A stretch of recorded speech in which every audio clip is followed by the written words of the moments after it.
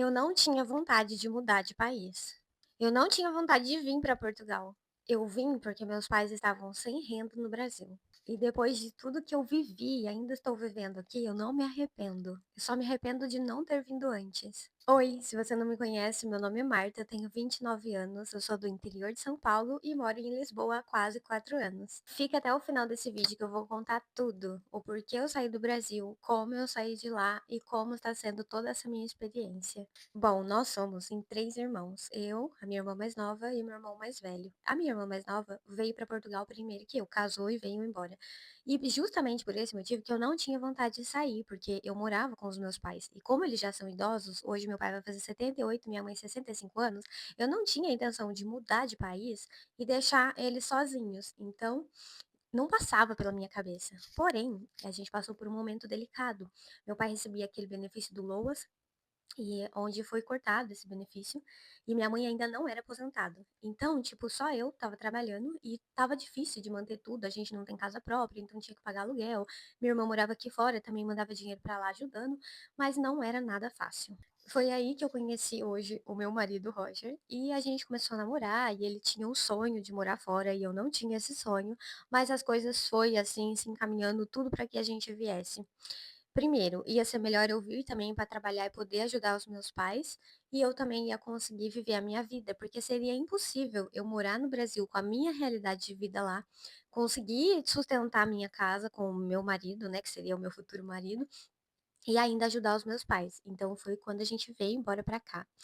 E é aquilo, né, tipo, dá muito medo, porque a gente não conhece nada, embora a gente tinha minha irmã e meu cunhado aqui, era tudo muito incerto. A gente não tinha casa, a gente não tinha documentos, a gente não tinha emprego.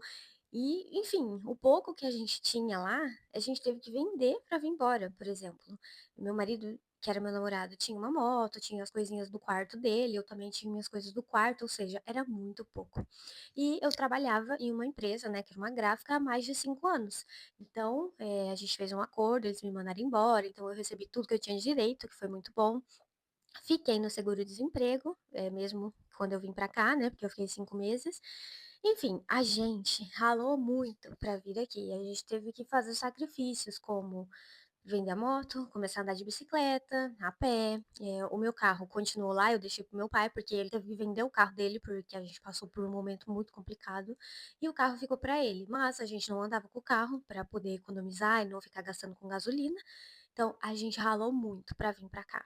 Em média, a gente gastou, não sei, acho que uns 25 mil reais na época para vir embora. Tipo, com as passagens e o valor para trazer. Na época não era preciso de visto, nem de procura de trabalho, nada. Era em 2022 e 22 e a gente conseguiu entrar como turista, tirar as documentações daqui e regularizamos. Assim, foi por Deus mesmo, porque foi tudo muito rápido. A gente chegou na primeira semana, né, aqui em Portugal, a gente já conseguiu tirar as documentações que era preciso, o NIF, o NIS, atestado de morada, abrir conta em banco, e as coisas já estavam começando a ficar complicadas e mais burocráticas, mas graças a Deus foi tudo muito rápido, a gente mandou currículo, vários lugares começaram a chamar, a gente nunca ficou, tipo, desempregado. Meu primeiro emprego aqui foi em uma loja de roupa, tipo um brechó, sabe, que eles chamam de roupa de segunda mão.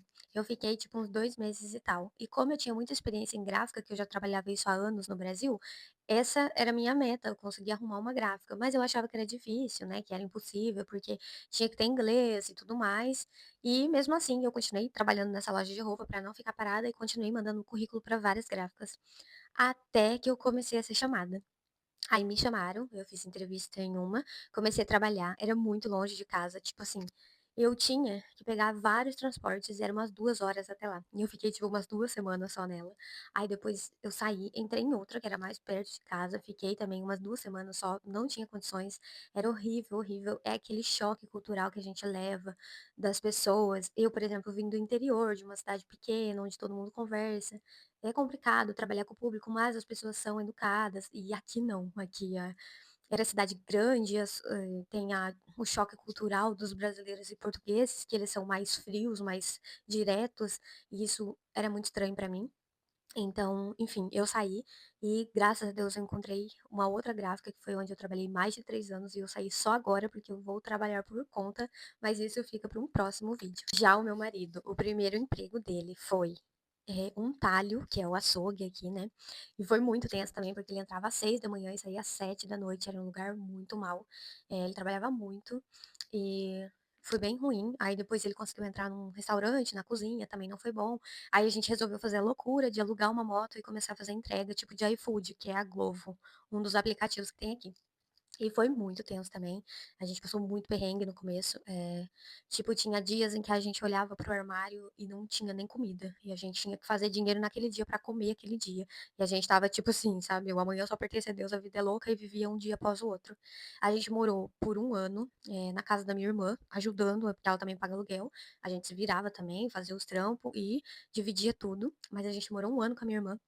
Depois a gente arrumou um quarto, saiu e foi morar em um quarto em uma casa compartilhada. Aqui na Europa, assim como São Paulo, as cidades grandes do Brasil, é muito comum as pessoas viverem em casa compartilhada, sabe? Morar num quarto e dividir o resto da casa, porque paga um pouco mais barato. E é mais fácil de comer, isso quando você não tem documentação e tal. E aí, a gente morou uns 2 meses num quarto, num casal, que era muito horrível, porque à noite, eu não sei o que eles faziam, a gente chegava muito tarde. Eu lembro que eu trabalhava o dia todo na gráfica, o meu marido trabalhava o dia todo entregando, chegava à noite, ele me buscava e a gente continuava entregando, chegava em casa tipo 11 horas da noite.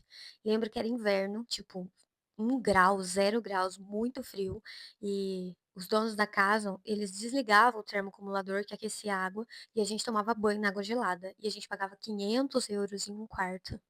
E quando a gente ia falar pra eles, eles falavam pra gente que a gente podia aquecer água no fogão e tomar banho de caneca. Foi bem horrível. Depois a gente conseguiu falar com o senhorio da minha irmã, o dono da casa dela, que ele estava reformando uma casa em cima da casa dela, que é a casa que a gente mora hoje. E foi por Deus, porque ele não queria alugar também a casa inteira, embora ela seja pequena, mas ele também queria alugar por quarto, porque dá mais dinheiro pra eles. E ele aceitou alugar pra gente, graças a Deus. Então, nisso, a gente já conseguiu entrar aqui. A casa não era mobiliada, também não tinha nada. E a gente conseguiu ir comprando tudo. A grande diferença daqui do poder de compra, embora aqui o salário seja muito baixo, né, um dos mais baixos da Europa, hoje em 2026, né, o salário é 920 euros. E mesmo o salário sendo baixo, ainda tem um poder de compra diferente do Brasil. Por exemplo, para você comprar uma máquina de lavar roupa no Brasil, eu acho que você não vai achar, tipo, por menos de 2.000 reais. Imagino, penso eu, que é mais que um salário mínimo. E aqui, a gente comprou, tipo, uma máquina de lavar roupa top da LG e pagou, tipo, 400 euros. Enfim, a gente começou comprando essencial, porque a gente teve que pagar calção e tal. Então foi bem apertado, assim, a gente ralou muito. O primeiro ano é o mais difícil até você estabilizar, mas depois tudo se encaixa, você estabiliza no emprego, você vai pegando o jeito das coisas. E aí nisso a gente conseguiu mobiliar, começando pelo essencial, né, que era a geladeira, já tinha fogão e forno, né, porque aqui é tudo elétrico, ainda bem, então não precisamos. Mas os primeiros meses foram complicados. Aqui não tem tanque, não tem quintal, é tipo um prédio, então eu lavava roupa na pia do banheiro pra não ficar sempre lavando a minha irmã e atrapalhar também. Então, eu lavava na mão, às vezes, para não gastar com lavanderia. Foi um começo, assim, apertado, que muita gente não sabe, que a gente não contava nem pra nossa família, porque a gente não queria preocupar eles do lado de lá. Ainda mais eu que estava aqui trabalhando, né, e tentando equilibrar as coisas e ajudando meus pais lá, pagando o aluguel deles, eu e minha irmã, pagando as contas, então a gente não queria preocupar. A gente estava ainda estabilizando e sabia que era uma questão de tempo. Minha irmã, como estava aqui há mais tempo, ela mesma também falava: "É uma questão de tempo, o primeiro ano é o mais difícil".